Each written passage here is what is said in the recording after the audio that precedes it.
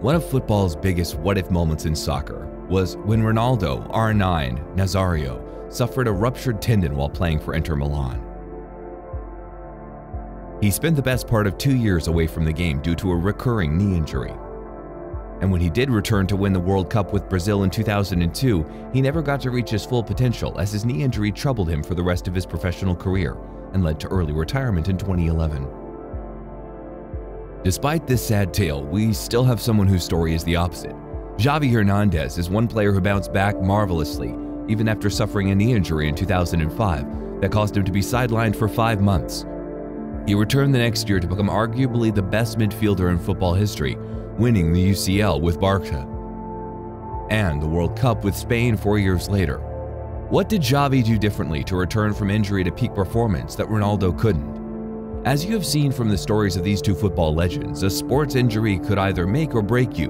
But one thing is sure, a sportsman's comeback story depends just as how much on his physical recovery as it does on his mental strategies.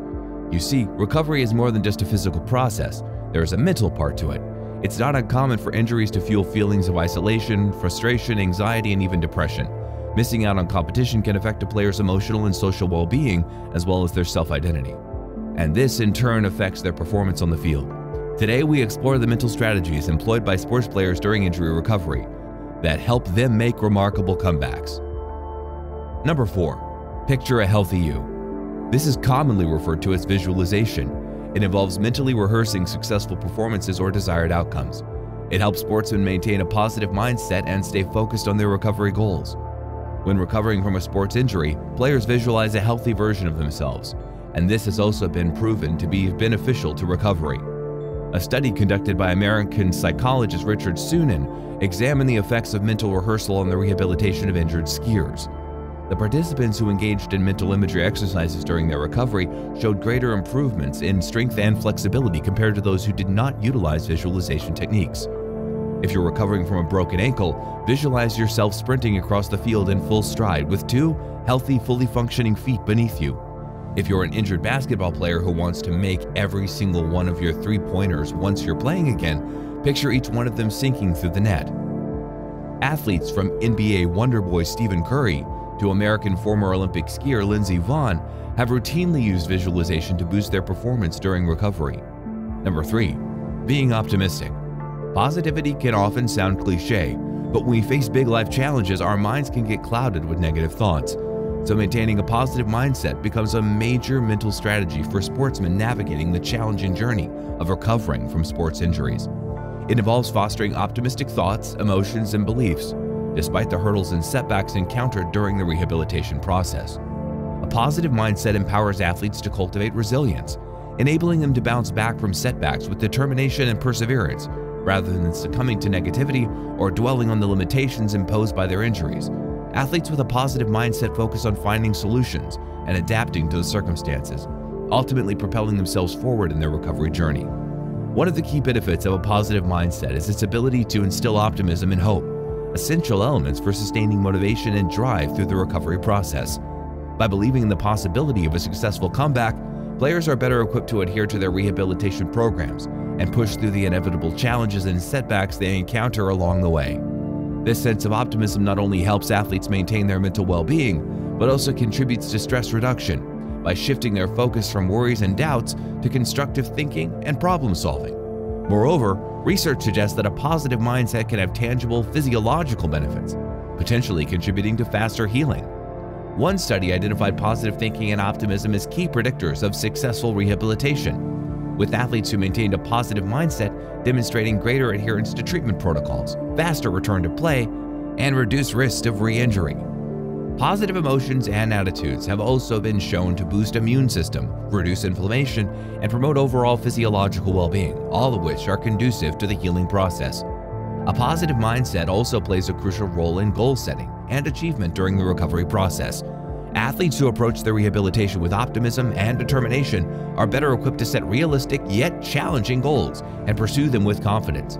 By focusing on what they can control and celebrating progress along the way, athletes with a positive mindset maintain a sense of purpose and accomplishment throughout their rehabilitation journey. Number 2. Goal setting. Setting specific, achievable goals during the recovery process provides athletes with a sense of direction and motivation. It provides a roadmap for the rehabilitation process, offering clear milestones to strive for. Research also underscores the power of goal setting in rehabilitation. According to a study in the Journal of Sports Rehabilitation, goal setting enhances motivation, increases adherence to rehabilitation programs, and improves overall recovery outcomes. These goals, when set realistically, provide players with achievable targets, keeping them engaged and preventing feelings of frustration that can come from unmet expectations. And speaking of unmet expectations, in order for set goals to be attainable, they must be SMART: specific, measurable, attainable, relevant, and time-bound. Specific goals should be clear, concise, and, well, specific. They should outline exactly what needs to be accomplished. Vague or ambitious goals can lead to confusion and lack of direction. A specific goal for an injured runner could be to run a certain distance at the same pace they did pre-injury. Goals should be measurable. They should include criteria for measuring progress and determining when the goal has been achieved. Quantifiable measures provide a clear indication of success and help track progress over time. This ensures accountability and allows for adjustments to be made if necessary.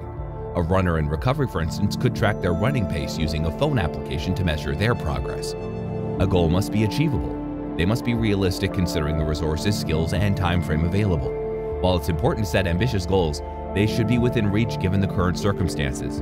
Setting unrealistic goals will likely only lead to frustration and demotivation.